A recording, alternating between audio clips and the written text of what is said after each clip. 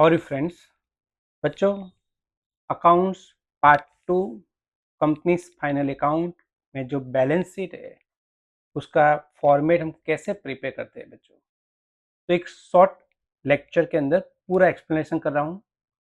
तो जो balance sheet है उसमें दो पार्ट होते हैं हमारे। फर्स्ट पार्ट है वो equity and liability. Equity liability के अंदर तीन सब हेड होते हैं फ्रेंड्स।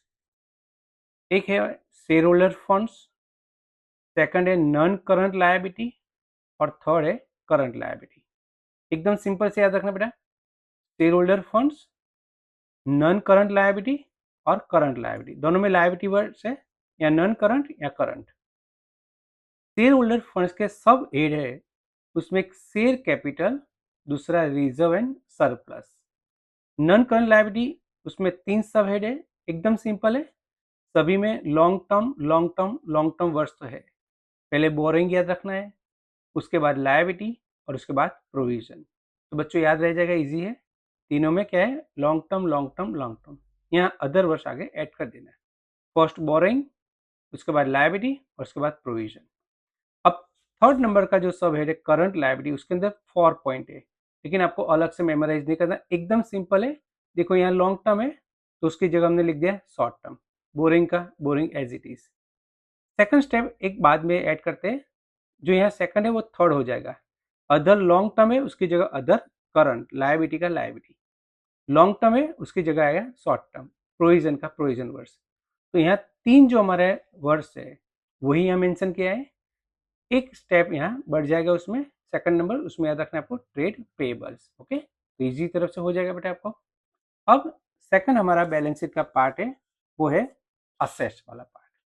उसमें दो सब हेड है, नॉन करंट असेट्स और दूसरा हमारे पास करंट असेट्स। ओके, देखते कैसे करना है। नॉन करंट असेट्स के अंडर में क्या है, फिक्स असेट्स। उसके दो पार्ट है, tangible assets, intangible assets.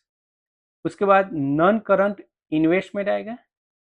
Next long term loan and advance, और लास्ट में अदर नॉन करंट असेट्स।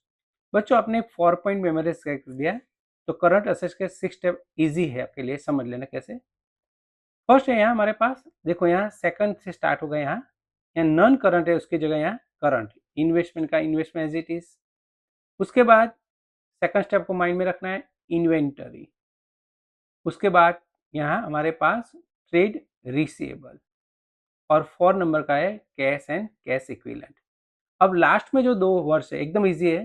देखो यहाँ लॉन्ग टर्म है उसकी जगह आएगा short term, loan and advance, तो लोन एंड एडवांस हो गया। अदर नॉन करंट असेट्स है तो अदर करंट असेट। देखो यहाँ नॉन करंट है तो नॉन करंट है, यहाँ करंट है तो यहाँ करंट। ओके, तो लास्ट के दो स्टेप है तो वही दोनों स्टेप लास्ट में आ गए। यहाँ 4 स्टेप है, यहाँ 6 स्टेप है। लास्ट के दो स्टेप एकदम इजी है, आपको अलग से मेमोराइज नहीं करना है। ये दोनों लास्ट में जो है वही दोनों लास्ट में आ गए। यहाँ लॉन्ग टर्म है उसकी जगह आपको शॉर्ट टर्म कर देना है, loan and advance as it is. Other, other वही वर्ड्स है, नॉन करंट की जगह आपको करंट असेट्स लिखना है।